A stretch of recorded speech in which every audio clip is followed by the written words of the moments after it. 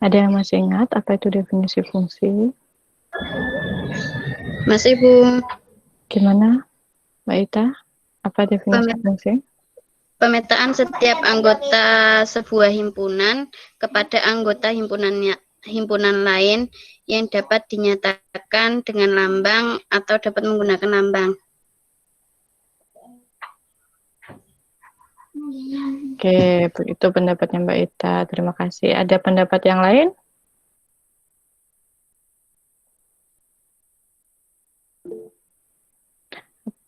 Pendapat Mbak Yulia, aturan yang mengawankan setiap elemen X di A dengan tepat satu elemen di Y. Elemen Y di B. Oke, nah dari pendapatnya Mbak Ita tadi masih ada yang kurang tepat sedikit ya. Untuk Mbak Ita tadi kan mengatakan pemetaan, padahal pemetaan itu adalah fungsi itu sendiri. Jadi fungsi itu yang sebelumnya kalian tahu adalah aturan yang mengawankan setiap elemen X di A dengan tepat satu elemen Y di B. Atau kalau kita gunakan sekarang, definisi fungsi yang saya tuliskan di buku modul yang kalian terima, saya tampilkan dulu ya. Oh ya, untuk Mbak Putri, pendapatnya fungsi merupakan suatu relasi yang memetakan setiap anggota dari suatu himpunan yang disebut sebagai daerah asal atau domain ke tempat satu anggota himpunan lain yang disebut daerah kawan atau kodomen. Yang bersama dengan Mbak Yulia, kalau Mbak Yulia itu udah langsung spesifik ya A dan B-nya. Anggap saja itu fungsi dari A ke B, ya, ini maksud Mbak Yulia. Dan kita langsung coba buka modulnya, buka yang halaman awal.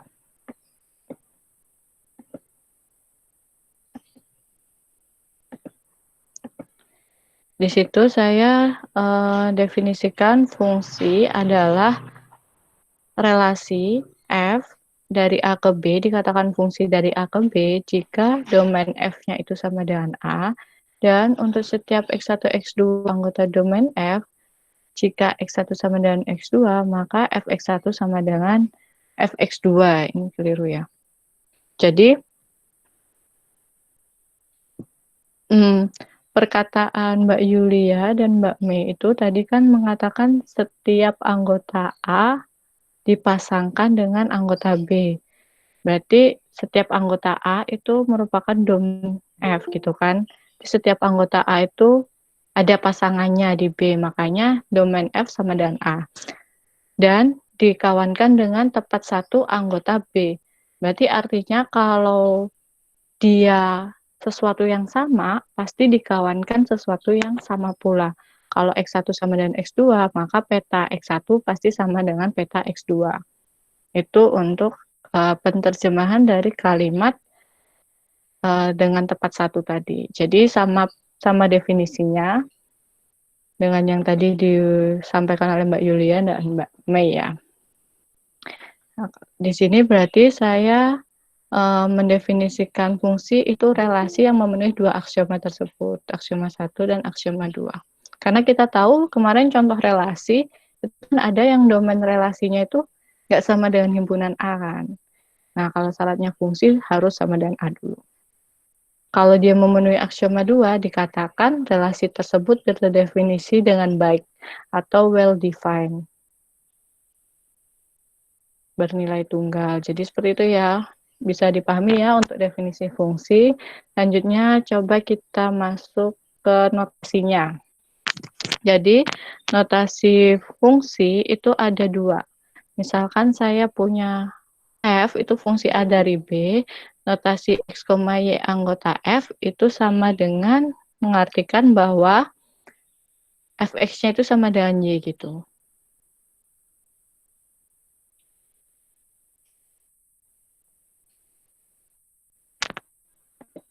Jadi penulisannya itu bisa ada dua.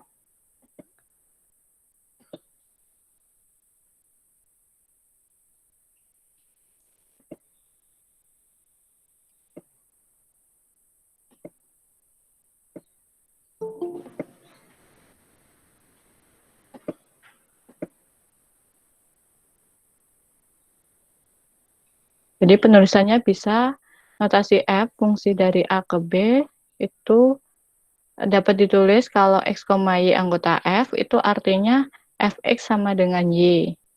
Atau kalimatnya adalah Y itu adalah peta dari X, atau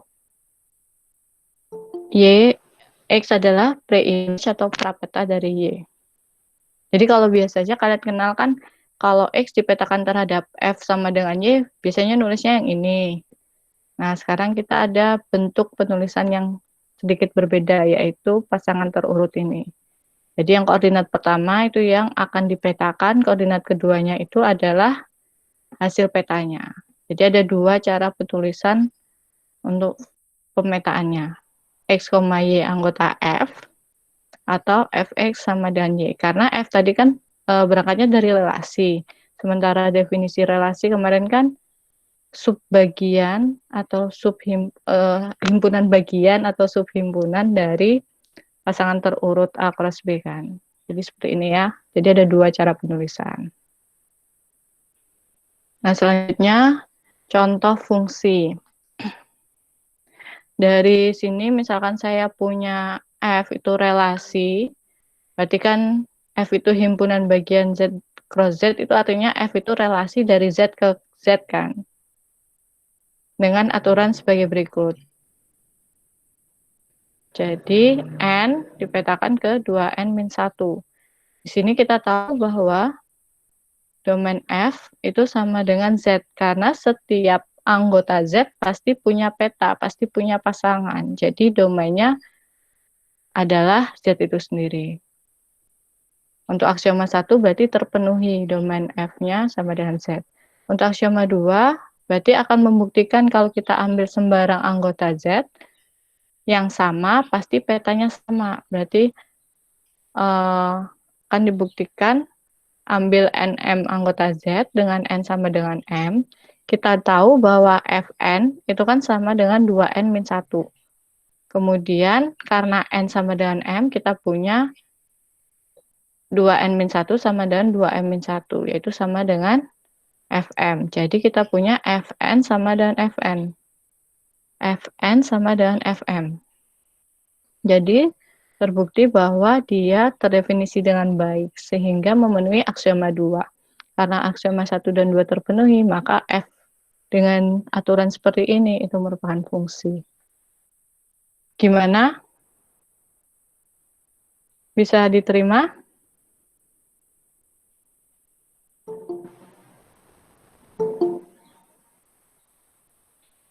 Kalau ada yang bingung, silahkan langsung nyalakan mic-nya.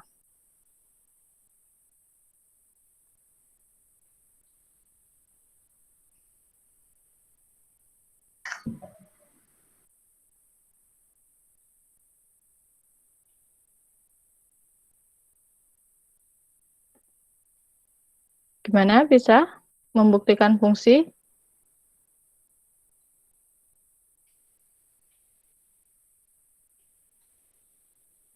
Jadi membuktikan fungsi itu yang pertama membuktikan kalau domain relasi yang mempunyai domainnya itu sama dengan himpunan awalnya dan dia terdefinisi dengan baik. Artinya sembarang kita ambil yang sama di domainnya harus petanya sama.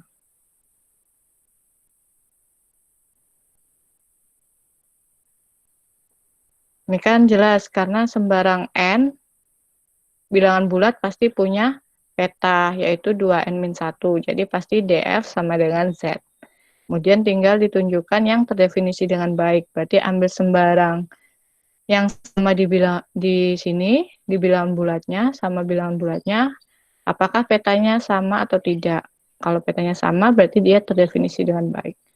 Hanya kita ambil sembarang NM anggota Z, N sama dengan M, diperoleh Fn itu kan 2N-1, karena N sama dengan M, berarti N-nya bisa diganti dengan M.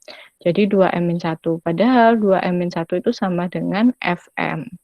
Karena Fn sama dengan Fm, untuk N sama dengan M sembarang bilangan bulat, maka F terdefinisi dengan baik. Karena F memenuhi aksioma 1, yaitu domain F-nya sama dengan Z, dan aksioma 2, maka terbuktilah F berikut adalah fungsi. Kemudian kita lanjut ke contoh 2-nya. Nah, kalau tadi kan secara bentuk umum, kalau contoh 2 ini lebih terlihat anggota-anggotanya. Jadi misalkan saya punya A-nya itu 1, 2, 3, 4, dan B-nya A, B, C. Misalkan F itu adalah himpunan bagian A cross B, artinya berarti F itu relasi yang didefinisikan sebagai berikut. Apakah ini merupakan fungsi? Berarti kita harus menunjukkan yang pertama, yaitu domain F sama dengan A. Karena dia kan dari A ke B, A cross B. Berarti domain F sama dengan A. Domain F berarti yang di depan-depan ini kan, berarti ada 1, 2, 3, 4. Oh, A.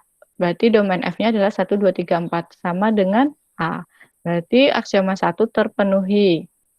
Kemudian, lanjutnya akan dibuktikan kalau dia terdefinisi dengan baik. Artinya, sembarang yang sama, anggota A harus dipetakan sama pula. Tapi kita lihat di sini, 1 dipetakan ke A, 2 ke B, 3 ke C, 4 ke A. Berarti tidak ada dipetakan ke yang lain. Jadi dia terdefinisi dengan baik. Kalau misalkan di sini saya tambahkan ada 1, B, maka kita punya F-nya kan 1A, 1B, 2B, 3C, 4A. Dia bukan merupakan fungsi. Karena 1, ini kan, tapi yang satunya dipetakan ke A, satunya dipetakan ke B. Berarti dia bukan fungsi. Jadi kalau misalkan saya tambahkan 1B di sini, F ini bukan merupakan fungsi karena aksioma kedua tidak terpenuhi. Tapi kalau misalkan saya hapuskan 4A ini juga, dia bukan merupakan fungsi karena domain F cuma 1, 2, 3, tidak sama dengan A. Jadi fungsi 2, ini fungsi, contoh ini itu fungsi. Kecuali kalau misalkan saya tambahin 1B, berarti dia tidak fungsi karena tidak memenuhi aksioma yang kedua, yaitu tidak terdefinisi dengan baik. Atau kalau misalkan 4A-nya saya coret, tidak ada di sini, tinggal 1A, 2B, 3C, dia juga bukan fungsi karena domain F-nya cuma 1, 2, 3, padahal A-nya 1, 2, 3, 4. Begitu. Bisa dipahami? Bisa, Bu. Lanjut ya. Bisa, Bu. Bisa, Bu. Nah, untuk contoh selanjutnya,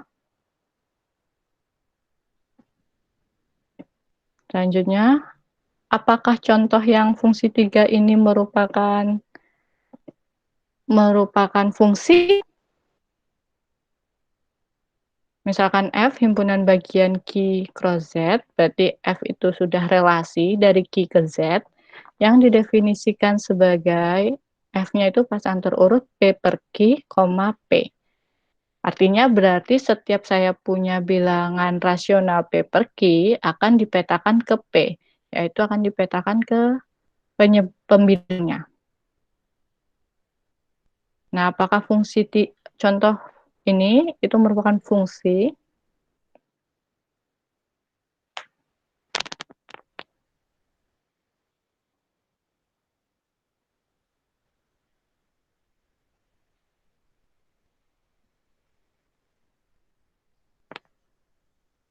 Gimana? Itu fungsi bukan? Berarti yang pertama harus dilihat domain F-nya apakah sama dengan Q gitu kan? Berarti apakah sembarang bilangan rasional itu pasti punya pasangan dengan F-nya seperti ini?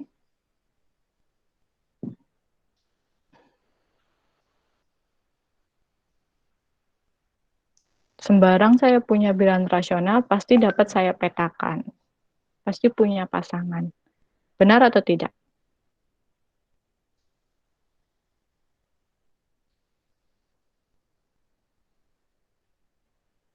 Gimana Mbak Ainun? Menurut Mbak Ainun, benar atau enggak? Setiap saya punya bilangan rasional, kalau saya petakan, pasti ada pasangannya. Pasti ada hasil petanya.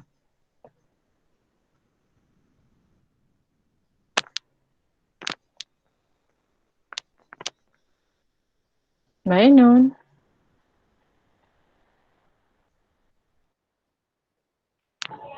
Iya, Bu. Gimana? Apakah contoh ketiga ini merupakan fungsi? Yang pertama kita tunjukkan aksioma satunya apakah terpenuhi? Apakah domain F-nya sama dengan Q? Artinya berarti apakah setiap saya ngambil bilangan rasional pasti punya peta?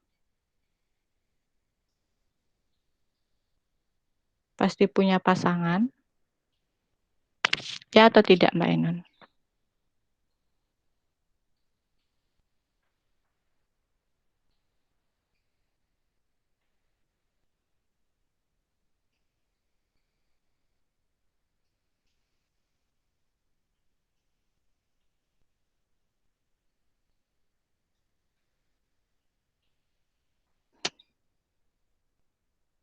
Gimana, Mbak Ainun?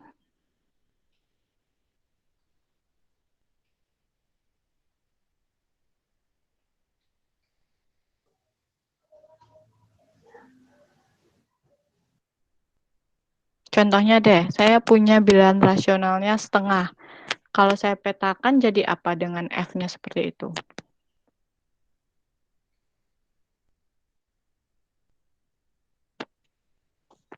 Satu. Di satu ya, Bu. Iya, jadi satu, Mbak. Berarti kalau misalkan saya punya 2/3 dipetakan jadi 2. 2. Nah, berarti sembarang bilangan rasional kalau saya petakan akan menjadi pembilangnya kan. Berarti setiap bilangan rasional pasti punya pasangannya, pasti punya petanya. Terbukti kalau DF sama dengan Q. Oke? Iya, Bu. Selanjutnya akan dibuktikan kalau dia terdefinisi dengan baik. Artinya sembarang saya ambil dua bilangan yang sama, dua bilangan rasional yang sama, pasti akan dipetakan ke bilangan yang sama oleh F. Apakah itu terbukti benar? Jadi saya ambil sembarang dua bilangan rasional, terus saya petakan. Misalnya kayak tadi, setengah, saya petakan kan jadi 1. Kalau 2/3 saya petakan kan jadi 2. Apakah, oh ya Mas Mujahidin, jawabnya tidak. Berarti ada bilangan rasional yang sama, tapi di petaan yang berbeda gitu ya. Contohnya apa Mas Mujahidin?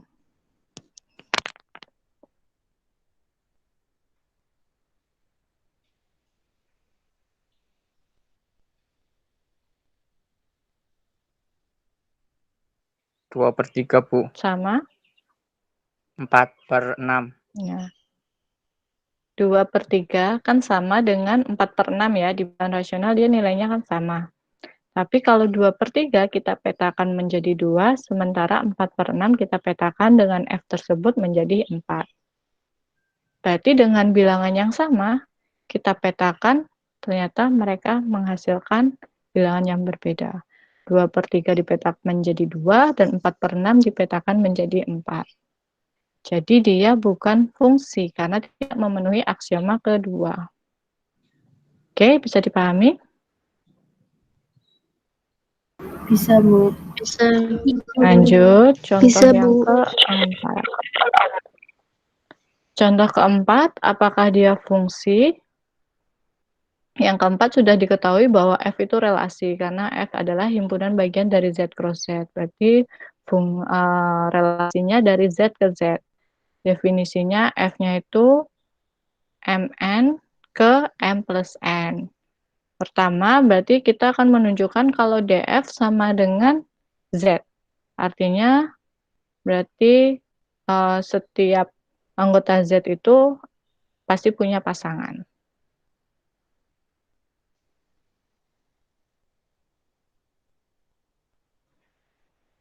Diambil sembarang X anggota Z, jelas X dapat dinyatakan sebagai X kali 1. 1 kan juga bilangan bulat. Berarti kan X kali 1 ini ada di sini kan. Jadi untuk setiap X bilangan bulat, dapat dinyatakan sebagai X plus 1, X kali 1. di mana X kali 1 ini punya peta yaitu X plus 1. Artinya berarti X itu anggota domain F. Jadi setiap yang berbentuk perkalian bilangan bulat itu pasti punya peta. Nah, setiap bilangan bulat dapat kita nyatakan sebagai bilangan itu dikali 1. Jadi, setiap X anggota Z, maka X anggota DF. Artinya Z subset dari DF. Untuk DF subset dari Z jelas ya, karena ini tuh bilangan bulat dikali bilangan bulat, pastilah hasil perkaliannya juga bilangan bulat. Jadi DF sama dengan Z. Kemudian akan ditunjukkan yang aksioma 2, terpenuhi tidak? Berarti kita tunjukkan ada bilangan yang hasil perkaliannya itu sama, tapi hasil penjumlahannya itu berbeda. Jadi ada bilangan nih, hasil perkalian, ada 2 bilangan, hasil perkaliannya itu sama, ada 4 ya berarti, ada 4 bilangan yang hasil perkaliannya itu antar duanya sama, tapi penjumlahannya berbeda. Kalau untuk menunjukkan dia tidak memenuhi aksioma 2. Tapi sepertinya ada nih, berarti dia tidak fungsi. Contohnya di sini, saya ambil 4 anggota Z. 4 itu kan bisa dinyatakan sebagai 4 kali 1 atau 2 kali 2. Berarti kalau 4 kali 1 dipetakan oleh F menjadi 4 plus 1 kan, sama dengan 5. Sementara 4 kalau dinyatakan sebagai 2 kali 2 dipetakan oleh F menjadi 2 tambah 2 sama dengan 4. Berarti peta dari 4 kali 1 itu kan tidak sama dengan peta kali 2 kali 2. Peta dari 2 kali 2. Padahal 4 kali 1 itu kan sama dengan 2 kali 2, yaitu sama dengan 4. Tapi petanya tidak sama. Karena petanya tidak sama, maka F tidak memenuhi aksioma 2. Jadi F bukan fungsi. Karena dia tidak terdefinisi dengan baik. Bilangan yang sama, ternyata kalau dipetakan, hasilnya berbeda. Itu ya. Lanjutnya, teoremanya, misalkan F fungsi dari A ke B dan G fungsi dari A ke B, fungsi F dan G adalah fungsi yang sama, yakni F sama dengan G jika dan hanya jika untuk setiap X elemen A berlaku Fx sama dengan Gx. Jadi fungsi itu dikatakan sama jika dan hanya jika dia memetakan setiap anggota A itu sama, baik dipetakan oleh F ataupun dipetakan oleh G. Nah, buktinya karena jika dan hanya jika berarti kita pakai 2 arah. Yang arah ke kanan dulu. Misal kita punya berarti F sama dengan G, yang akan dibuktikan bahwa untuk setiap X elemen A berlaku Fx sama dengan Gx. Jelas bahwa F dan G adalah himpunan bagian dari A cross B, karena F dan G tadi kan fungsi. Kalau fungsi pasti relasi, berarti pasti himpunan bagian dari A cross B. Terus kita ambil sembarang X anggota A. Jadi kita punya X, Fx, kan yang koordinat kedua itu hasil peta dari koordinat pertama kan. Berarti X, Fx itu anggota F, gitu kan. Nah, karena F sama dengan G, berarti kan kita punya X, Fx anggota G. Gitu kan. Di sisi lain, X itu kalau dipetakan oleh Gx, itu kan anggota G. Karena G fungsi, dan X, Fx, X, Gx anggota G, jadi kan kalau dia fungsi, sesuatu yang sama, pasti dipetakan yang sama. Maka kita peroleh Fx sama dengan Gx. Oke, itu untuk bukti yang ke arah kanan. Yang bukti ke arah kiri, berarti diketahuinya adalah kita punya untuk sembarang X anggota A berlaku Fx sama dengan Gx. Yang akan dibuktikan F sama dengan G. Untuk membuktikan F sama dengan G, F tadi kan fungsi. Fungsi itu kan dari relasi. Relasi kan himpunan bagian. Berarti membuktikan F sama dengan G itu kan membuktikan himpunan F sama dengan himpunan G gitu kan. Nah, untuk membuktikan himpunan itu sama, berarti kita membuktikan dia saling subset. F subset G dan G subset F. Berarti kita buktikan yang pertama dulu, F subset G. Untuk membuktikan F subset G, berarti kita ambil sembarang XY anggota F. Kalau XY anggota F, berarti kan Y ini, koordinat kedua, itu peta dari X terhadap F ini kan. Berarti Y sama dengan Fx. Padahal kita punya Fx sama dengan Gx untuk setiap X anggota A. Berarti Fx ini sama dengan Gx. Artinya Y juga sama dengan Gx. Sehingga kita punya XY anggota G. Karena Y ini itu kan sama dengan X dipetakan terhadap G gitu kan. Jadi kita punya XY juga anggota G. Karena XY anggota F dan terbukti XY anggota G, maka F subset G. Dengan analogi yang sama, dapat juga kita buktikan bahwa G subset F, maka karena F subset G dan G subset F, jadi terbukti F sama dengan G. Gimana, ada yang bingung untuk bukti teorema ini?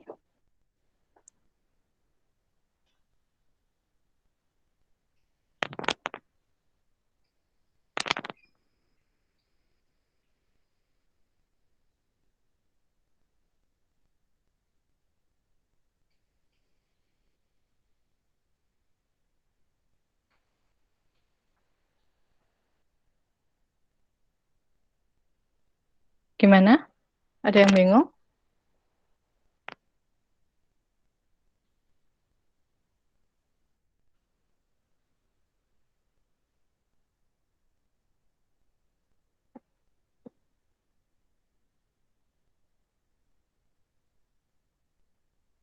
Bingung yang bukti ke arah mana, Mbak?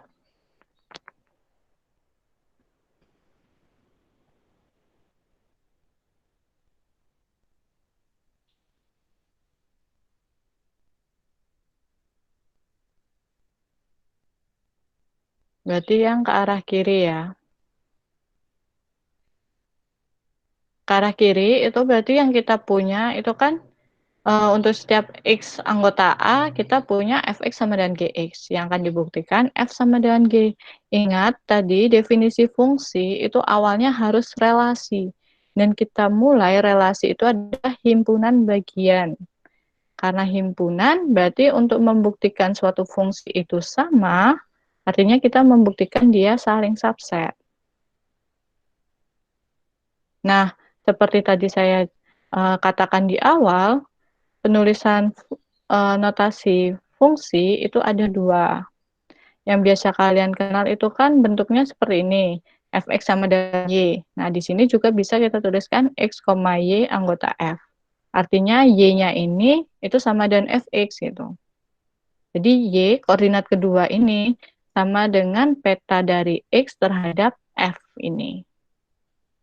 Gitu. Nah, di sini saya menggunakan penulisan yang itu. Penulisan pasangan terurut.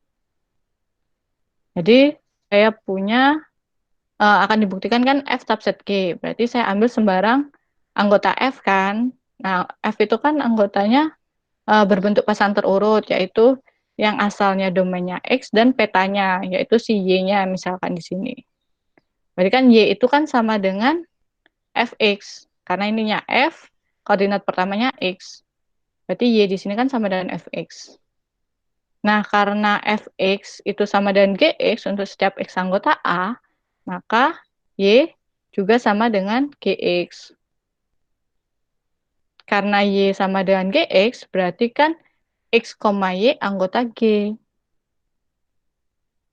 Kan kalau Y sama dengan Fx, nulisnya kan X, Y anggota F. Kalau Y sama dengan Gx, berarti kan X, Y anggota G gitu. Nah, kita peroleh yang pertama XY anggota F, terbukti XY juga anggota G, jadi F subset G. Nanti tinggal dengan cara yang sama, analogi yang sama, akan terbukti G subset F. Karena saling subset, maka F sama dengan G. Gimana? Udah, Bu. Bisa dilanjut ya.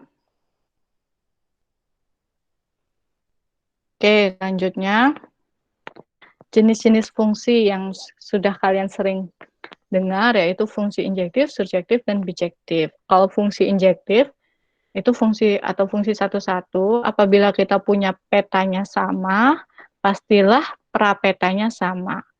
Apabila untuk setiap X1, X2 anggota A, itu fx1 sama dengan fx2, maka x1 sama dengan x2. Jadi pasti kalau misalkan kalau dibuat sebagai diagram panah, itu kan panahnya cuma satu-satu gitu kan. Menuju satu, nggak ada yang bercabang. Dari apa? Maksudnya nggak ada yang bercabang dari kodomen ke domainnya gitu. Terus yang kedua, fungsi f dikatakan fungsi surjektif atau fungsi onto apabila image f sama dengan b. Atau biasa kalian kenalnya setiap kodomennya itu pasti punya pasangan di domain gitu kan. Setiap anggota kodomennya itu pasti punya prapeta. Nah, itu sama juga kita katakan bahwa image f itu sama dengan b. Karena setiap anggota B ini pasti punya pasangan di A. Sementara image F itu isinya adalah peta-peta dari anggota di A. Tuh. Nah, fungsi F dikatakan bijektif apabila F injektif dan surjektif. Bisa dipahami untuk definisi jenis fungsi?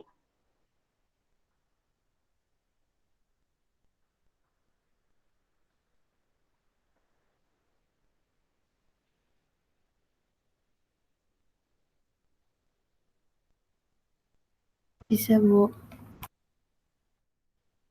Lanjut ya. Nah, misalkan A adalah suatu himpunan tak kosong, fungsi IA itu adalah fungsi A ke A, di mana setiap X anggota A itu dipetakan ke dirinya sendiri, kembali ke dirinya. Itu dinamakan fungsi identitas pada A. Fungsi identitas pada A itu adalah fungsi yang injektif dan surjektif atau alias fungsi bijektif.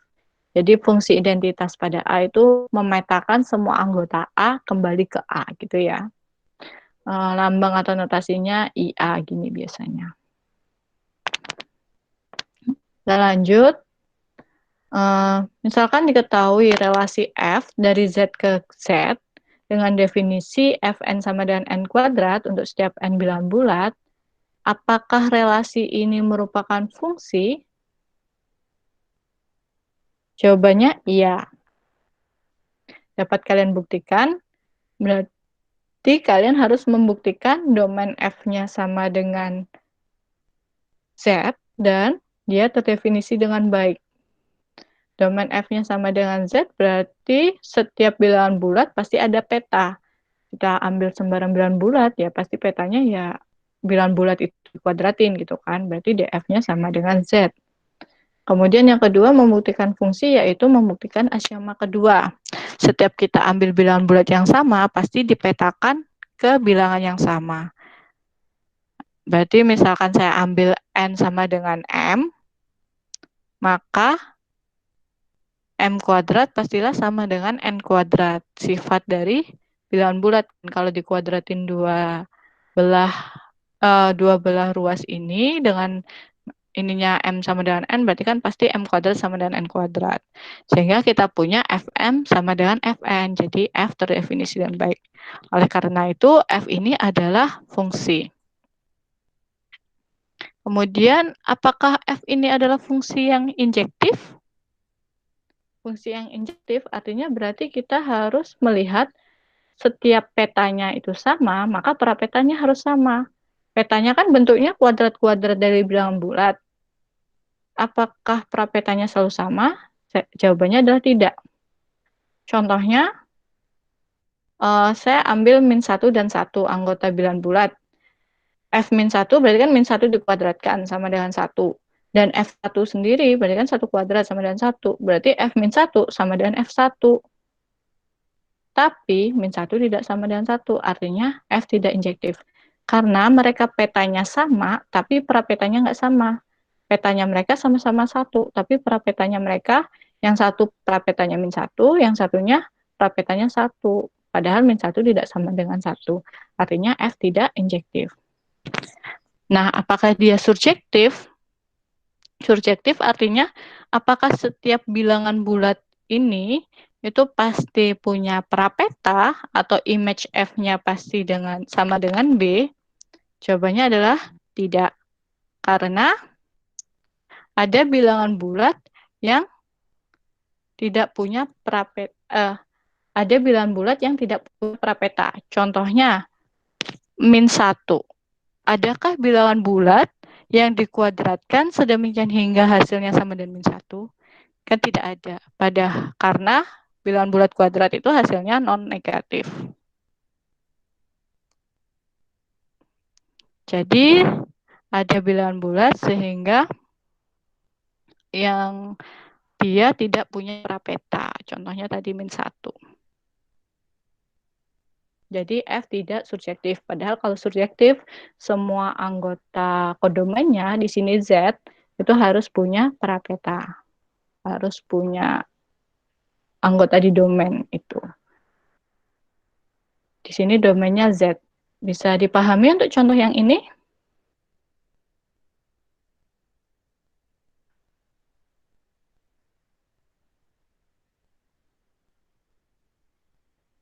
Oke. Selanjutnya, kita punya relasi F dari Z ke Z. Didefinisikan Fn sama dengan 3N untuk setiap N elemen bilangan bulat. Jelas ini fungsi, bisa kalian buktikan dengan cara yang tadi ya. Terus ini ada buktinya, DF-nya jelas sama dengan Z karena ini dari N ya untuk sembarang bilangan bulat, petanya 3N. Kemudian untuk kalau dia sama, N1 sama dengan N2, pasti Fn1 sama dengan Fn2. Jadi F adalah fungsi. Kemudian, apakah dia fungsi injektif? Berarti kita ambil sembarang Fn sama dengan Fm, haruslah N sama dengan M gitu kan? Diambil sembarang N1, N2 anggota Z dengan Fn1 sama dengan Fn2, dapat diperoleh bahwa Fn1 berarti kan ini kan sama dengan 3N1. Fn2 berarti kan 3N2. Kita punya 3N1 sama 3N2. Kedua ruas kita bagi dengan 3, kita punya N1 sama dengan N2. Jadi F injektif karena petanya sama, prapetanya juga. Karena kita punya petanya sama, dapat dibuktikan prapetanya sama. Jadi F injektif. Kemudian kita selanjutnya, apakah dia surjektif? Jawabannya adalah tidak. Karena untuk yang bukan kelipatan 3, bilangan bulat yang bukan kelipatan 3, tidak akan punya prapeta. Karena bentuknya petanya kan dia kelipatan 3 kan. Misalkan 1 bilangan bulat. Apakah ada bilangan bulat sedemikian hingga dikali 3 sama dengan 1? Ada nggak? Enggak, Bu. Enggak. Kalau misalkan ada yang jawab sepertiga kan bukan bilangan bulat. Jadi dia tidak surjektif. Jadi F dengan definisi tersebut injektif tapi tidak surjektif. Selanjutnya definisi komposisi fungsi. Jadi kalau komposisi fungsi itu harus terurut gini ya, domain ke kodomennya. Misalkan saya punya A, B, C adalah himpunan kosong, misalkan dipunya F-nya itu A ke B dan G-nya itu B ke C, komposisi atas F dan G berarti dinotasikan dengan G bundaran F. G bundaran F itu berarti dia terhadap F dulu, baru kemudian dilanjut terhadap G. Adalah relasi dari A ke C, kan F-nya tadi dari A ke B, terus dilanjutkan dengan G, B ke C. Berarti relasi dari A ke C yang didefinisikan sebagai, tadi kan kita kalau fungsi dia kan bisa dituliskan sebagai pasangan terurut. Nah, di sini saya tuliskan sebagai pasangan terurut X, Z, di mana X-nya itu anggota A dan Z-nya itu kan anggota C, karena relasinya kan dari A ke C. Dengan ada Y, anggota B, sehingga Fx sama dengan Y dan GY sama dengan Z. itu kalau misalkan dituliskan G bundaran F, X, ini kan berarti domainnya kan X. Hasil petanya Z gitu kan. G bundaran Fx, G bundaran Fx itu kan sama dengan Z kalau dia X berpasangan dengan Z ini kan. Nah, terdapat Y anggota B sehingga Fx sama dengan Y dan GY sama dengan Z itu artinya seperti ini.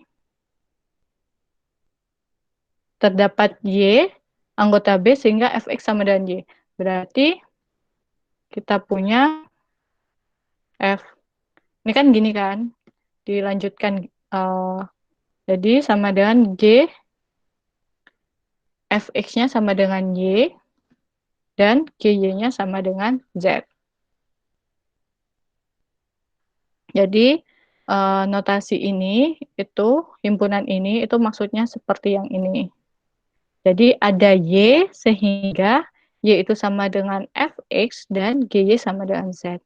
Supaya ya X-nya ini pasangnya sama Z. Gitu. G bundaran F itu dapat dituliskan sebagai himpunan yang berisi anggota-anggotanya tuh XZ, di mana X anggota A dan Z anggota C. Dengan ada Y anggota B sehingga Fx sama dengan Y dan GY sama dengan Z. Contoh lain misalkan saya punya, berarti kalau misalkan saya punya X, A di G bundaran F, artinya berarti X di A di C, karena terdapat, saya misalkan aja C di B, sehingga F X sama dengan C dan G C sama dengan A gitu. Jadi X, A ini dengan syarat ada C di B sehingga Fx sama dengan C dan GC sama dengan A. Kalau kalian lihat itu seperti C ini penghubung gitu. X ke A itu harus ada C sehingga Fx sama dengan C dan GC sama dengan A. Bisa dipahami untuk definisi komposisi fungsi?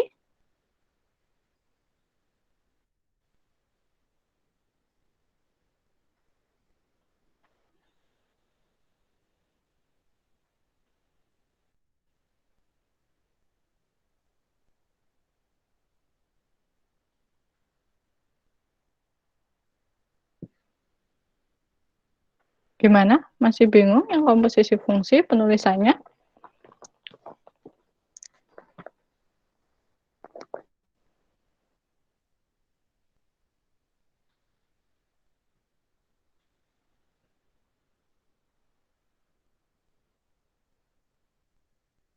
Gimana anak-anak?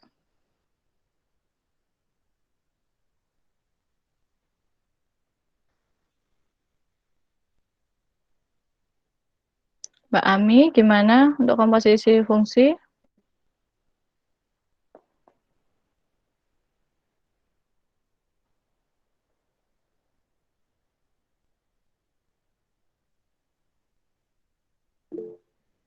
Lanjut. Oke, lanjut ya. Ada pertanyaan, silakan ditanyakan. Cukup, kalau misalnya bisa dipahami, kita lanjut. Jadi seperti tadi, kalau saya tuliskan XZ anggota G bundaran F, artinya G bundaran F, X sama dengan Z. X dipetakan oleh G bundaran F menjadi Z.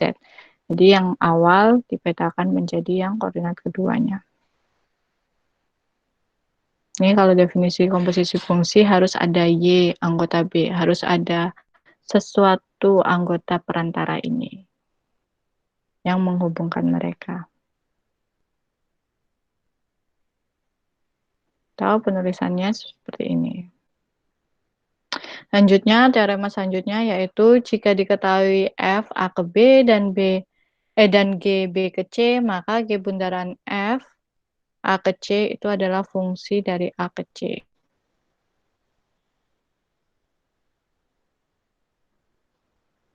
Buktinya, kita tahu definisi G bundaran F kan seperti ini.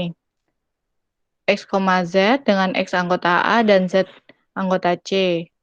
Dengan ada Y anggota B, kan karena A ke B ke C, berarti kan yang di tengah-tengah ini, anggota tengah-tengah ini. Berarti ada Y anggota B, sehingga Fx sama dengan Y, Fx sama dengan Y, dan Gy sama dengan Z.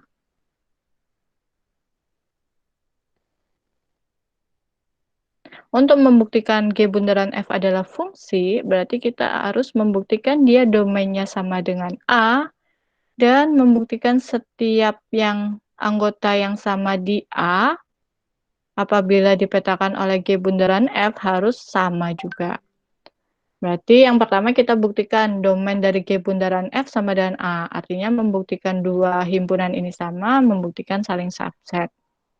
Yang domain G bundaran F subset A itu sudah jelas karena dia kan pasti dari A ke C. Berarti domain G bundaran F pasti anggota A. Jadi domain G bundaran F subset A cukup jelas, tinggal membuktikan yang A subset dari domain G bundaran F. Untuk membuktikan A subset dari domain G bundaran F, artinya kita ambil sembarang X anggota A, karena F itu fungsi, berarti kan setiap anggota A, kan F itu kan dari A ke B, karena F itu fungsi, berarti setiap anggota di A itu pasti dipetakan ke B kan. Misalkan di sini ada Y anggota B sehingga Fx sama dengan Y. Itu jadi setiap X anggota A, dan karena F itu fungsi, pasti punya peta, pasti punya kawan X-nya ini. Misalkan di sini Y anggota B sehingga Fx sama dengan Y. Karena G fungsi dan Y anggota B, karena G ini juga fungsi dan G ini dari B ke C, pasti Y ini punya kawan di C. Misalkan Z. Ada Z anggota C sehingga GY sama dengan Z. Jadi kalau fungsi, sembarang anggota di domain pasti punya pasangan gitu maksudnya. Berarti artinya XZ anggota G bundaran F, karena kita punya Y anggota B sedemikian hingga Fx sama dengan Y dan GY sama dengan Z. Berarti XZ anggota G bundaran F. Gitu. Jadi untuk setiap X anggota A ada Z anggota J sehingga XZ anggota G bundaran F. Karena setiap X anggota A ada pasangannya di C, berarti G bundaran F itu domainnya sama dengan A, karena setiap anggota A ada pasangan di C gitu. Jadi terbukti bahwa A subset dari domain G bundaran F. Karena domain itu tadi kan syaratnya harus yang berpasangan, yang berelasi, ingat ya kemarin. Untuk yang bukti pertama, domain G bundaran F sama dengan A, ada pertanyaan?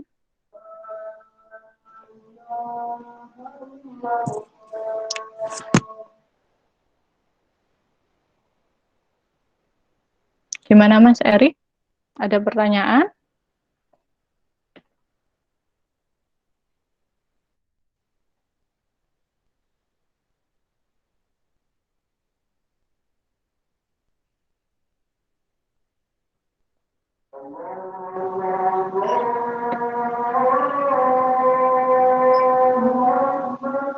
Mbak Vina, ada pertanyaan?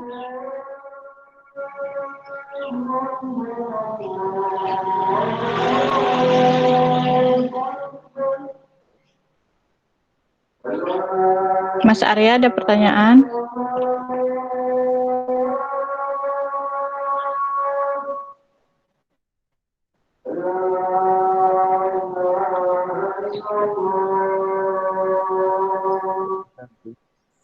Gimana Mas Arya?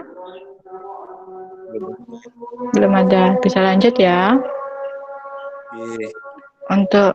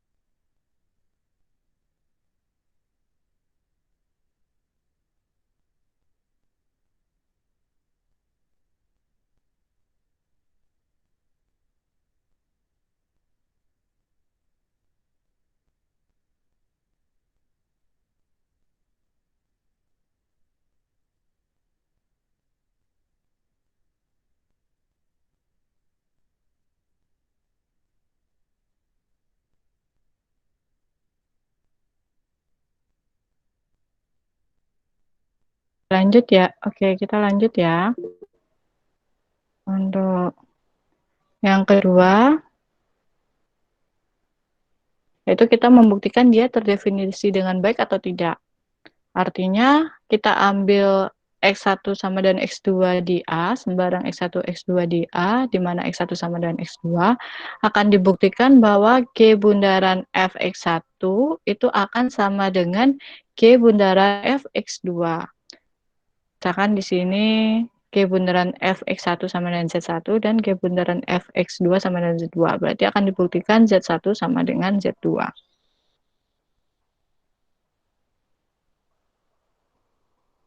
Nah, karena G bundaran Fx1 itu sama dengan Z1, berarti X1, Z1 itu anggota G bundaran F, dan karena G bundaran Fx2 sama dengan Z2, berarti X2 dan Z2 ini anggota G bundaran F. Jadi ini asalnya, ini hasil petanya terhadap G bundaran F. Karena ini X1, Z1 dan X2, Z2 anggota G bundaran F, artinya tadi definisi komposisi berarti ada Y1, Y2 anggota B sehingga Fx1 sama dengan Y1, Fx1 sama dengan Y1 dan GY1 sama dengan Z1. Ini G ya. Jadi ada Y1 anggota B sehingga Fx1 sama dengan Y1 dan GY1 sama dengan Z1. Untuk yang selanjutnya X2, Z2 anggota G bundaran F artinya ada Y2 anggota B sehingga Fx2 sama dengan Y2 dan GY2 sama dengan Z2. Itu kan definisi komposisi tadi kan. Karena F fungsi dan X1 sama dengan X2 pasti kita punya Fx1 sama dengan Fx2. Fungsi kan tadi definisinya seperti itu. Kalau dia sesuatu yang sama, pasti dipetakan ke yang sama. Berarti karena Fx1 sama dengan Y1 dan Fx2 sama dengan Y2, artinya Y1 sama dengan Y2. Nah, karena G itu fungsi, yang kita punya Y1 sama dengan Y2, maka petanya juga harus sama. GY1 harus sama dengan GY2. Karena Y1 sama dengan Y2, dan G itu fungsi, pasti dipetakan ke yang sama juga. GY1 sama dengan GY2. Yang berarti karena GY1 sama dengan GY2 berarti Z1 sama dengan Z2. Kita ketemu lah G bundaran Fx1 itu sama dengan G bundaran Fx2. Karena ini tadi kan sama dengan Z1 dan G bundaran Fx2 sama dengan Z2. Jadi untuk setiap X1, X2 anggota A dengan X1 sama dengan X2 berakibat dia dipetakan ke yang sama. Jadi G bundaran F terdefinisi dengan baik. Karena domain G bundaran F sama dengan A dan G bundaran F terdefinisi dengan baik, maka G bundaran F adalah fungsi. Jadi komposisi dari dua fungsi itu membentuk fungsi lagi. Itu teorema ini berkata demikian. Jadi kalau kita punya F fungsi dan G fungsi, maka komposisi fungsi akan membentuk fungsi lagi. Nah, contohnya di sini saya punya fungsi F itu dari Z ke Z dan G dari Z ke E. E itu adalah himpunan semua bilangan bulat genap dengan Fn-nya itu sama dengan N kuadrat dan Gn-nya sama dengan 2N. Berarti setiap bilangan bulat dipetakan ke bilangan bulat genap dengan definisi ini. Jadi kan benar kan? 2N itu kan himpunan bilangan bulat genap kan? Nah, jelas bahwa G bundaran F berarti F dulu baru ke G. Z ke Z, kemudian Z ke E. Berarti G bundaran F itu Z ke E. Dan definisi G bundaran Fn itu sama dengan GFN. Di mana Fn itu tadi kan sama dengan N kuadrat. Berarti G dari N kuadrat itu sama dengan 2N kuadrat anggota E. Dia masih bilangan bulat genap. Itu contoh komposisi fungsi yang secara umum. Maksudnya bentuknya masih bentuk fungsi yang umum sembarang bilangan bulat, bukan yang tercacah seperti tadi. Nah, komposisi fungsi itu bersifat asosiatif. Artinya kalau misalkan saya punya F fungsi, G fungsi, dan H fungsi, di mana F itu fungsi dari A ke B, G itu fungsi dari B ke C, dan H itu fungsi dari C ke D, maka berlaku H bundaran. G bundaran F artinya dioperasikan dulu G dengan F-nya, kemudian baru dengan H, itu akan sama dengan hasilnya H dioperasikan dengan G, kemudian dioperasikan dengan F. Maka dia bersifat asosiatif. Buktinya bisa kalian baca kembali, atau bisa kalian cermati hampir sama. Untuk membuktikan dua fungsi ini sama, berarti kita membuktikan dia saling subset.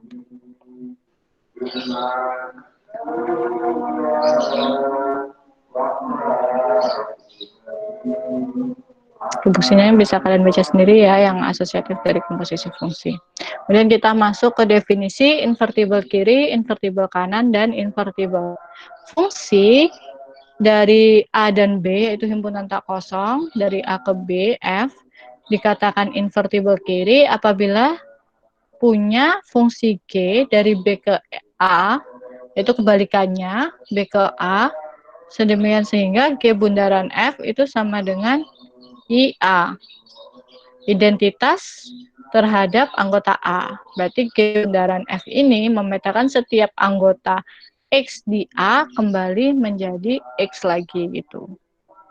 Itu invertible kiri, jadi fungsinya di kirinya. Inverse-nya itu di kiri dari fungsi tersebut. F ini invertible kiri, berarti punya inverse kiri, yaitu si G ini, di sebelah kirinya F. Kalau F dikatakan invertible kanan, maka terdapat H dari B ke A sedemikian hingga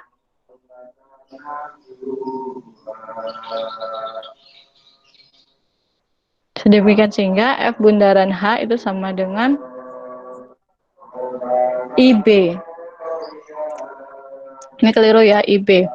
Jadi H itu kan dari B ke A, kemudian dilanjut oleh F-nya itu A ke B, berarti ini sama dengan IB. Bukan IA ya, jadi karena domain awalnya B, berarti IB. Berarti setiap anggota B dipetakan kembali ke B. Jadi invertible kanan, F invertible kanan apabila ada di kanan F fungsi sedemikian hingga F bundaran H ini sama dengan IB.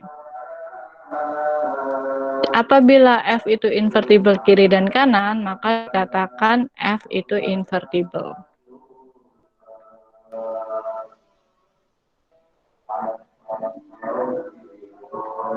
Karena komposisi fungsi itu kan belum pasti atau tidak selalu komutatif. Jadi makanya bisa saja dia cuma punya inverse kiri atau cuma punya inverse kanan saja.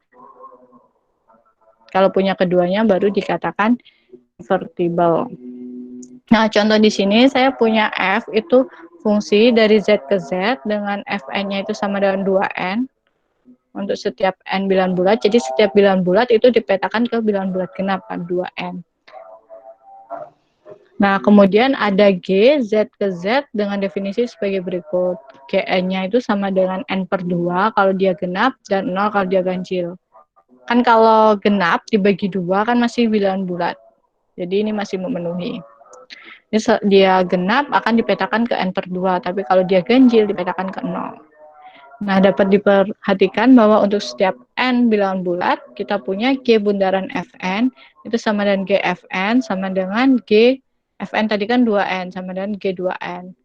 2N itu kan genap, berarti pakai fungsi ini, N per 2, berarti 2N per 2 sama dengan N.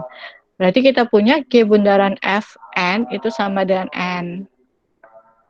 Berarti F ini invertible kanan. Invertible kiri karena G-nya di sebelah kirinya F. Jadi F ini invertible kiri karena ada fungsi G di sebelah kirinya F sehingga G bundaran Fn ini sama dengan N.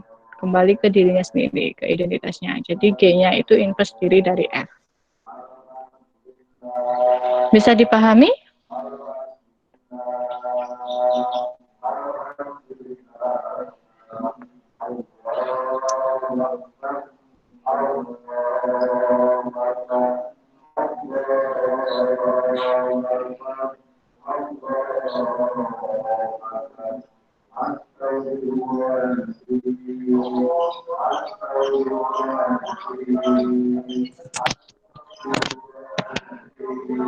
Gimana, bisa dipahami?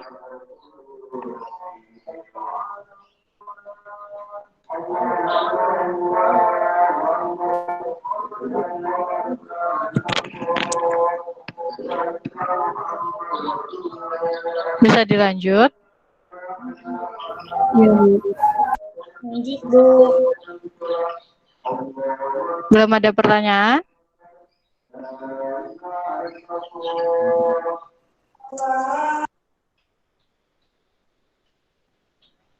Oke, lanjut ya. Ini untuk contoh yang inverse kiri. Selanjutnya adalah contoh untuk inverse kanan. Misalkan saya punya F itu fungsi dari Z ke N0. N0 itu artinya bilangan natural atau bilangan asli dengan 0. Jadi bilangan asli kan mulai dari 1 sampai seterusnya. 1, 2, 3, dan seterusnya. Nah, kalau tambah 0 berarti N0. 0, 1, 2, 3. Didefinisikan Fx itu sama dengan harga mutlak X. Untuk setiap X bilangan bulat, dapat diperhatikan bahwa ada G, yaitu dari N0 ke Z, dengan definisi GA-nya itu sama dengan min A, untuk setiap A anggota N0. Sehingga untuk setiap N anggota N0 berlaku F bundaran GN, itu kan berarti FGN. GN-nya ini tadi kan sama dengan G min GA kan sama dengan min A, berarti GN sama dengan min N kan, karena kita kan ngambilnya sembarang anggota N0, berarti kan pakai yang ini, GN sama dengan min N, dimana F min N itu kan sama dengan ini kan min N juga bilangan bulat, dipetakan, dimutlakan kan, berarti harga mutlak min N, harga mutlak min N itu kan sama dengan N. Jadi N dipetakan oleh F bundaran G ke N lagi. Sehingga F bundaran G itu adalah identitas pada N0. Karena dari N0 kembali ke N0 lagi. Sehingga F itu invertible kanan. Karena ada G di sebelah kanan F. Sehingga F bundaran G itu sama dengan I N0. Jadi disebut G itu inverse kanan dari F.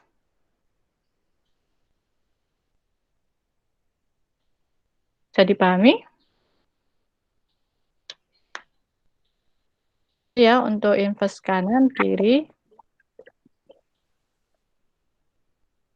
Nah, selanjutnya, teorema selanjutnya, jika F itu, fungsi F, ada fungsi dari A ke B, fungsi F itu injektif jika dan hanya jika F itu invertible kiri, artinya F mempunyai inverse kiri. Dan F itu surjektif jika dan hanya jika F invertible kanan, mempunyai inverse kanan. Nah, fungsi F bijektif, berarti F itu injektif dan surjektif. Kalau F itu injektif dan surjektif, berarti F itu harus mempunyai invertible kiri dan mempunyai invertible kanan.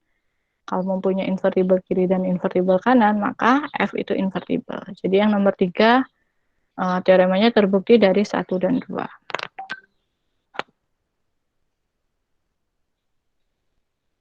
Untuk yang 1 dan 2, silahkan buktinya dibuka di bukunya ya. Kita nggak membahas terlalu jauh tentang bukti teoremanya. Cukup kita ketahui bahwa kalau F itu injektif, pasti dia punya inverse kiri. Atau kalau kita punya F itu punya inverse kiri, pasti dia injektif. Kalau dia punya inverse kanan, pasti dia surjektif. Gitu. Atau kalau dia surjektif, pasti punya inverse kanan. Nah, kalau dia invertible atau mempunyai inverse kiri dan inverse kanan, maka inverse dari F pasti tunggal. Buktinya, kalau membuktikan ketunggalan, berarti membuktikan kalau ada yang lain, yaitu sama gitu. Tunggal itu kan hanya satu, the only one gitu kan. Berarti nggak mungkin ada dua, nggak mungkin ada yang berbeda dengan itu. Sama buktinya karena F invertible, berarti F itu pasti invertible kiri dan kanan. Mempunyai inverse kiri dan kanan. Misalkan G adalah inverse kiri dari F dan H adalah inverse kanan dari F, berarti artinya G bundaran F sama dengan IA dan F bundaran H sama dengan IB. Kan F-nya dari A ke B. Kalau inverse kiri berarti menjadi IA, kan dari A ke A. Kalau inverse kanan berarti F bundaran H, H-nya kan berarti dari B ke A, berarti F bundaran H, IB. Nah, kita punya G bundaran F sama dengan I dan F bundaran H sama dengan IB.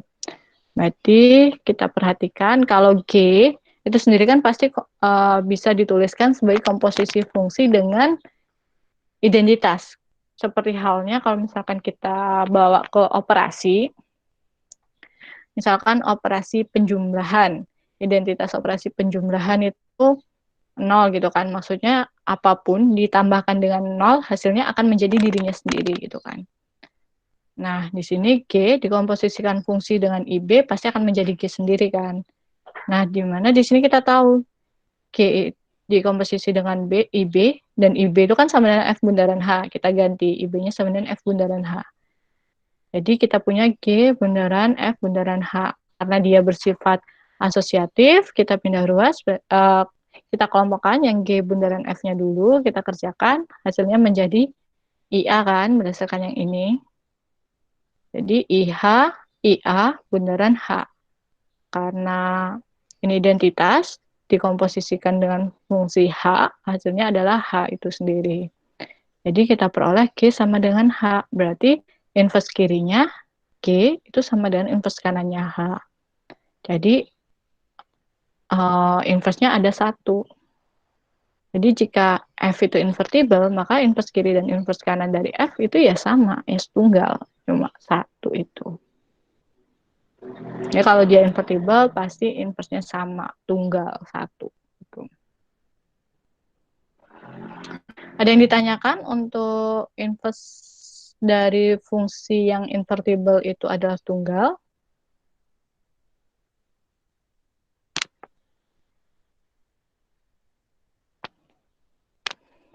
Gimana Mbak Anissa? Bisa dipahami? Bisa lanjut?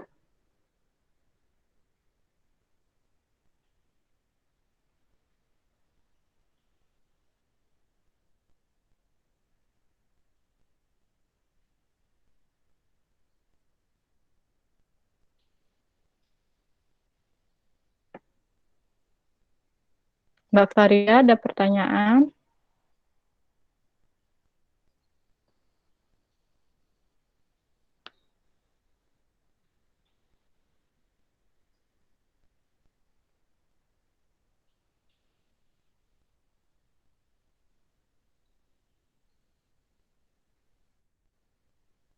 Mbak Ita, ada pertanyaan? Bisa lanjut?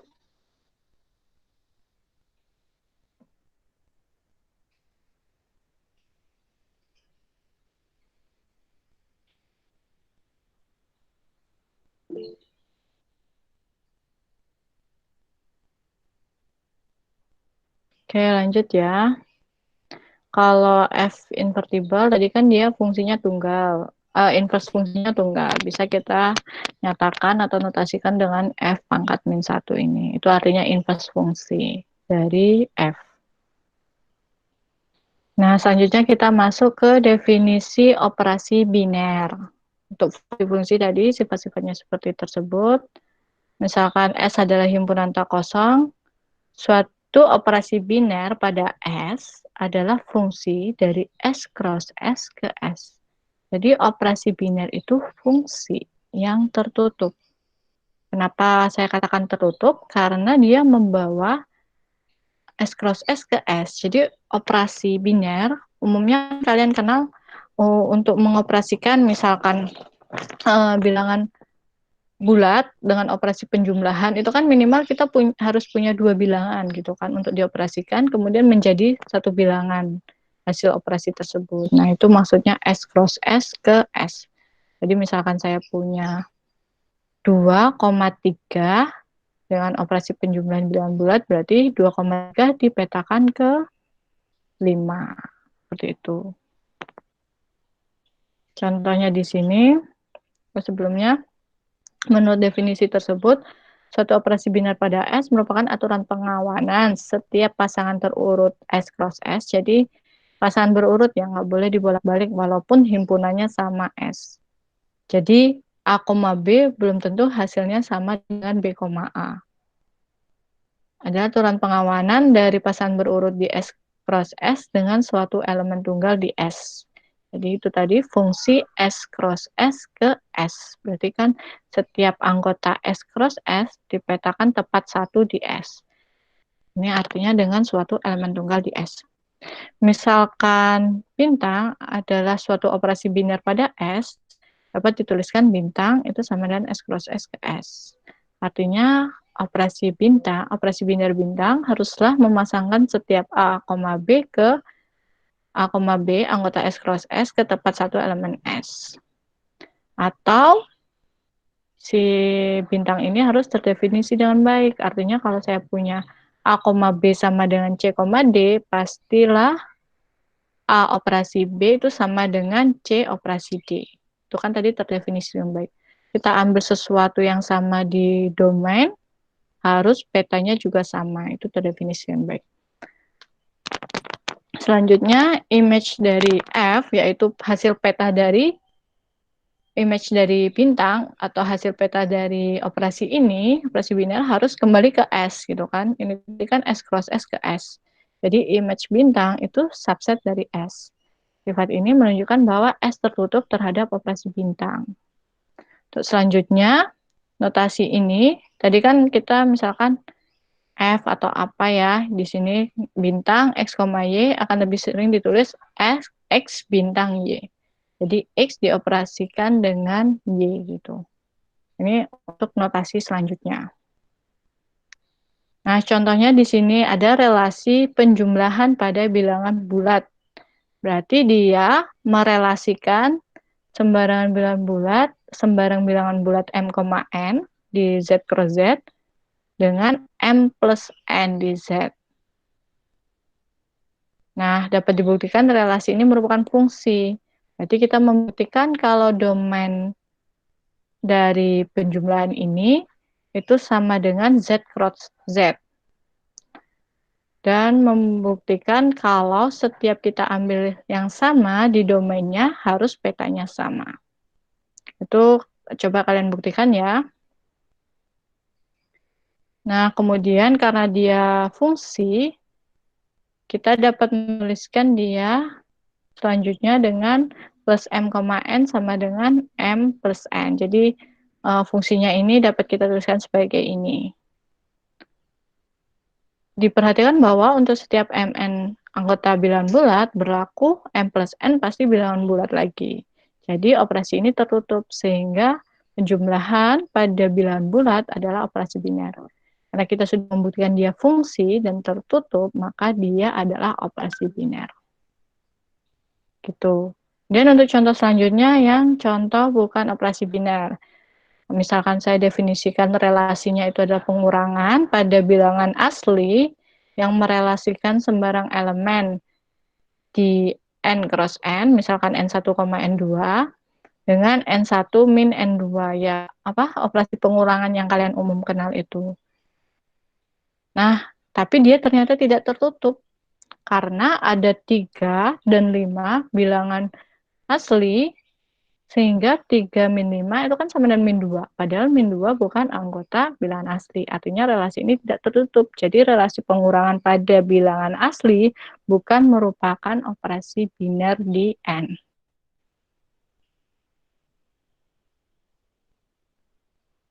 Nah, ada pertanyaan sampai sini?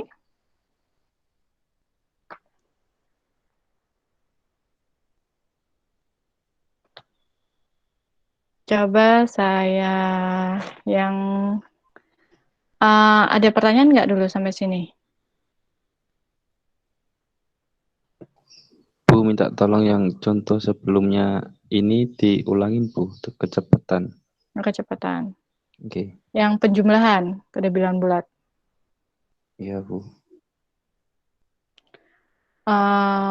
penjumlahan pada kita punya relasi penjumlahan pada Z itu kan merelasikan sembarang dua pasangan berurut M, N ini dengan M plus N di Z. Jadi penjumlahan yang kita umum tahu, misalkan saya punya 2,3 ya, dia direlasikan dengan 2 plus 3, artinya 5. Berarti 2,3 direlasikan dengan 5 gitu. Itu maksudnya. Nah, dapat ditunjukkan bahwa relasi ini merupakan suatu fungsi. Berarti membuktikan bahwa D dari plus, ini kan relasinya kan plus ya, namanya D plus, itu sama dengan Z cross Z. Artinya saya ambil sembarangan bilangan bulat, Z cross Z, pasangan terurut ini, pasti punya peta. Jawabannya iya kan, karena sembarang Mn anggota Z cross Z akan dipetakan ke M plus N. Jadi dia domain plusnya itu sama dengan Z cross Z. Itu untuk yang aksioma 1. Yang aksioma 2-nya berarti kita ambil sembarang gini ya. Aksioma 1 itu kita membuktikan kalau D plus itu sama dengan Z cross Z. Membuktikan dia sama berarti membuktikan saling subset. Membuktikan saling subset. Subset dari Z cross Z dan Z cross Z subset dari D.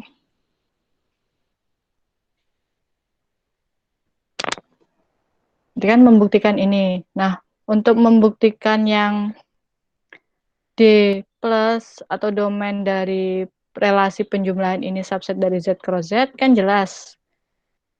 Jelas. Karena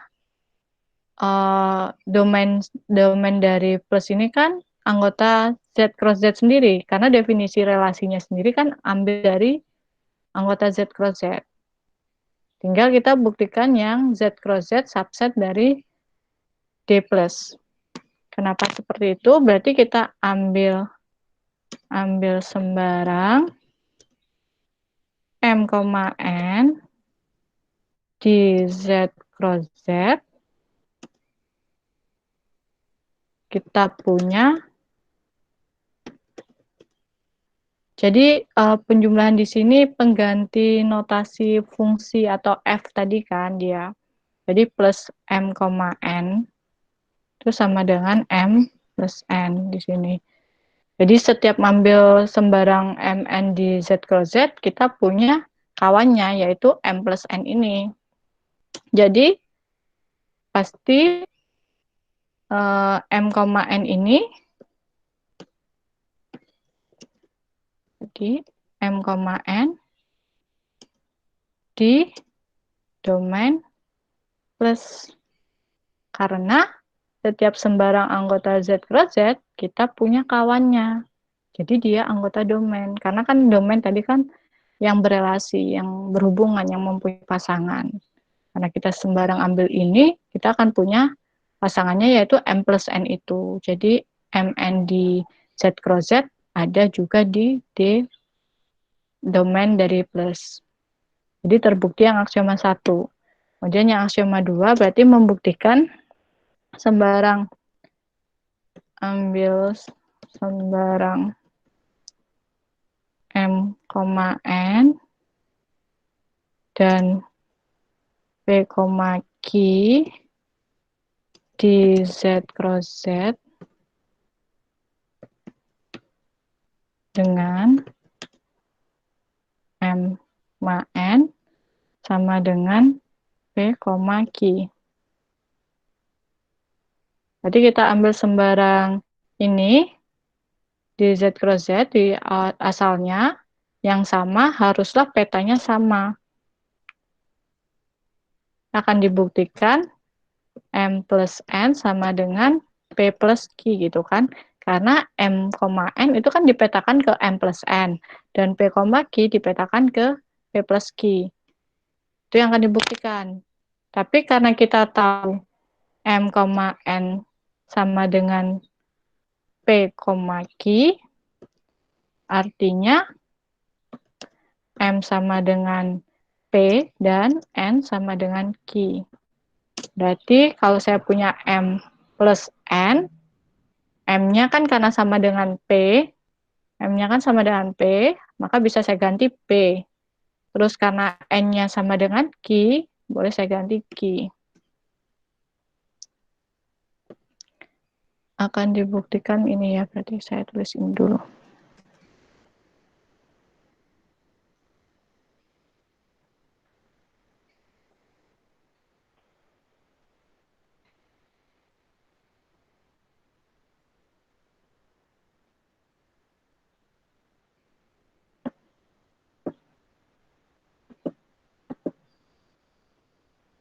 Nah, karena ini berarti M plus N sama dengan P plus Q. Artinya berarti Mn itu sama dengan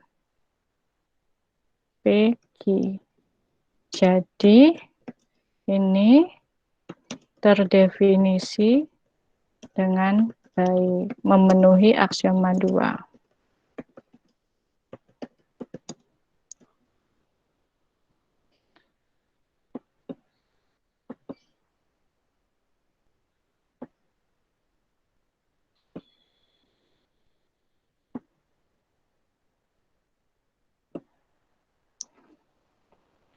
Yang akan dibuktikan kan ini.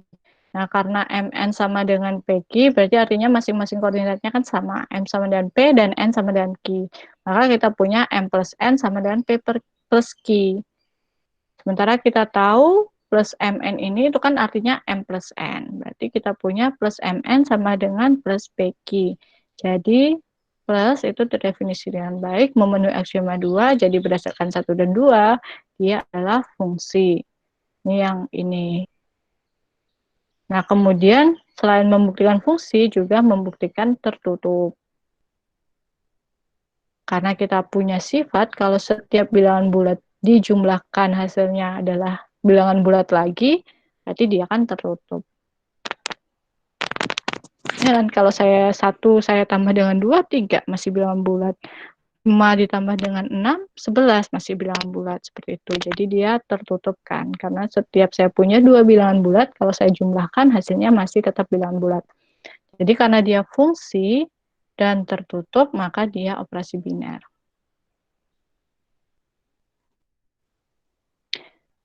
Oke, bisa dilanjut? Lanjut, Bu. Yang tadi ini dia tidak tertutup, karena kita punya 3 dan 5 anggota N, tapi 3 kurang 5 sama dengan min 2, bukan anggota N. Jadi pengurangan pada bilangan asli itu bukan operasi biner. Selanjutnya contoh untuk fungsi. Kalau fungsi komposisi pada S itu adalah operasi biner. Karena kalau saya punya F, ini kan himpunannya itu, himpunan S itu adalah himpunan semua fungsi pada A. Bentuknya gimana pun, pokoknya fungsi dari A ke A gitu kan. Mau fungsi itu injektif, surjektif, atau bijektif. Pokoknya S itu adalah kumpulan fungsi-fungsi yang dari A ke A. Nah, apakah komposisi fungsi, komposisi fungsi ini, relasi ini, apakah merupakan operasi biner? Berarti kan membuktikan kalau komposisi fungsi itu adalah fungsi dan membuktikan kalau dia tertutup. Menurut teorema komposisi fungsi, kalau 2 buah fungsi dikomposisikan hasilnya juga merupakan fungsi. Jadi dia tertutup, dia fungsi. Saya ulangi, S itu adalah himpunan semua fungsi pada A. Fungsi pada A itu artinya fungsi dari A ke A. Jadi S itu kumpulan F, di mana F-nya itu dari A ke A. Nah, akan ditunjukkan kalau ini komposisi fungsi atau bundaran S itu adalah operasi biner. Berarti kita menunjukkan bahwa komposisi fungsi bundaran ini itu merupakan fungsi dan juga menunjukkan kalau dia tertutup. Artinya fungsi tersebut memetakan kembali ke komposisi dua fungsi, itu hasilnya akan jadi anggota S lagi gitu. Yang pertama kan membuktikan dia fungsi. Padahal kita punya teorema komposisi fungsi, kalau dua buah fungsi itu dikomposisikan hasilnya akan menjadi fungsi lagi. Jadi berdasarkan teorema itu, maka terbukti kalau komposisi fungsi itu merupakan fungsi. Kemudian selanjutnya akan dibuktikan tertutup, berarti sembarang FG anggota S kalau dikomposisikan harus anggota S lagi. Nah, FG anggota S itu kan berarti F bundaran G. G itu kan anggota S, berarti G itu dari A ke A. F itu juga anggota S, berarti A ke A, berarti F bundaran G itu kan dari A ke A. Karena dari A ke A, F bundaran G ini dari A ke A, maka F bundaran G ini adalah anggota S. Karena F bundaran G ini fungsi dan dia dari A ke A, berarti dia anggota S. Bisa dipahami yang contoh ini?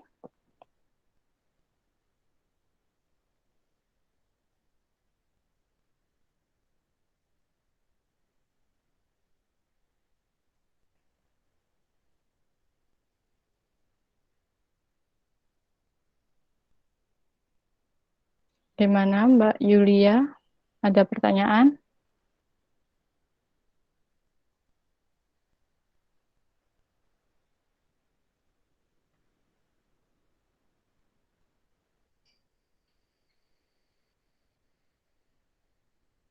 Nggak ada, saya lanjut ya. Jadi komposisi fungsi merupakan operasi biner pada S. Nah, operasi biner ada dikatakan asosiatif jika untuk setiap X, Y, Z anggota S, anggota himpunan ini, apabila dia dioperasikan Y dengan Z terlebih dahulu baru dengan X, sama dengan X dioperasikan dengan Y kemudian dengan Z, maka dia dikatakan asosiatif. Sementara dia dikatakan komutatif apabila X operasi dengan Y itu sama dengan Y operasi dengan X. Jadi dioperasikan dari kiri ataupun dari kanan itu sama, itu baru dikatakan komutatif. Karena tidak semua operasi biner itu bersifat komutatif. Seperti contohnya fungsi, komposisi fungsi dikomposisikan dari kiri ataupun dari kanan kan tidak selalu hasilnya sama. Jadi dia bisa jadi tidak komutatif. Asosiatif juga ada operasi biner yang tidak bersifat asosiatif. Selanjutnya masuk kalau operasi penjumlahan pada bilangan bulat tadi itu sifatnya asosiatif dan komutatif. Karena saya misalkan 1 ditambah 2 dulu, kemudian baru ditambah. Kalau misalkan saya 1 ditambah 2 plus 3 itu sama dengan 2 plus 2 tambah 3. Ini kan 2 ditambah 3, 5. Kemudian ditambah 1 sama dengan 6. Sementara ini 1 ditambah 2 sama dengan 3, 3 ditambah 3 sama dengan 6. Jadi dia asosiatif. Nah, sembarang kita ambil bilangan bulat, dia berlaku ini, sifat asosiatif. Dan juga baik 2 tambah 3 atau 3 tambah 2 hasilnya sama. Jadi dia komutatif. Jadi operasi penjumlahan bersifat pada bilangan bulat bersifat asosiatif dan komutatif. Nah, untuk operasi komposisi fungsi, ini contoh yang tidak komutatif. Misalkan F-nya itu S-nya itu himpunan semua fungsi pada Z, yaitu fungsi dari Z ke Z. Operasi komposisi pada S bersifat asosiatif. Menurut yang tadi, kita sudah membuktikan bahwa komposisi fungsi itu bersifat asosiatif. Selanjutnya, jadi dia operasi ini itu bersifat asosiatif. Karena sembarang ini dioperasikan baik yang mana dulu hasilnya sama, jadi dia asosiatif. Kemudian untuk selanjutnya untuk membuktikan dia komutatif ternyata tidak ada FG anggota S, yaitu F misalkan Fn-nya itu sama dengan N plus 1, N itu bilangan bulat ya, N plus 1 dan Gn-nya sama dengan N kuadrat. F dan G kan sama-sama di S, karena dia memetakan Z ke Z. N plus 1 kan masih bilangan bulat, N kuadrat juga masih bilangan bulat, berarti kan Z ke Z. Tapi kita lihat F bundaran G dari 4 itu kan sama dengan 17. Karena F bundaran G4 berarti F G4. G4 berarti G4 ini kan. Berarti 4 kuadrat sama dengan 16. F16 berarti 16 tambah 1, 17. Sementara G bundaran F4 berarti kan G F4. F4 berarti 4 ditambah 1, 5. Berarti G5. G5 berarti 5 kuadrat sama dengan 25. Jadi, F bundaran G4 tidak sama dengan G bundaran F4. Maka F bundaran G tidak sama dengan G bundaran F. Karena kan kalau dia sama, itu kan harus berlaku untuk setiap anggota bilangan bulat, dipetakan dia sama. Untuk setiap X anggota Z, F bundaran GX sama dengan G bundaran FX. Itu kalau dia sama. Tapi karena kita punya 4, di mana F bundaran G4 itu sama dengan 17, dan G bundaran F4 itu sama dengan 25, ya nggak sama, maka F bundaran G juga nggak sama dengan G bundaran F. Jadi operasi komposisi pada S tidak bersifat komutatif. Contoh lain yaitu operasi perkalian pada matriks. Tidak bersifat komutatif karena matriks kita contohkan aja. Ini kalau penjumlahan dia asosiatif dan komutatif ya, bisa kalian lihat dari sifat-sifat penjumlahan matriks. Tapi kalau perkaliannya itu asosiatif namun tidak komutatif karena bisa kita ambil contoh anggota M2R yang dikalikan A, B-nya itu A kali B nggak sama dengan B kali A gitu.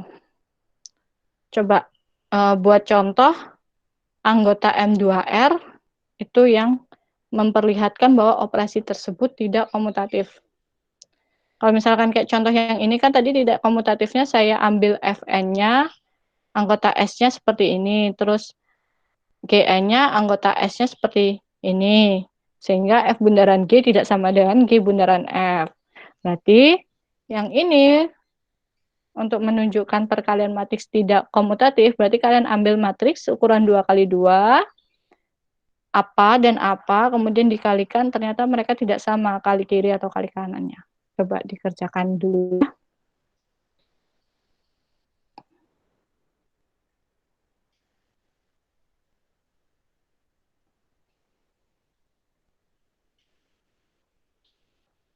Contoh matriks yang contoh anggota dari M2R yang mana kalau dikalikan dia menunjukkan kalau operasi tersebut tidak komutatif.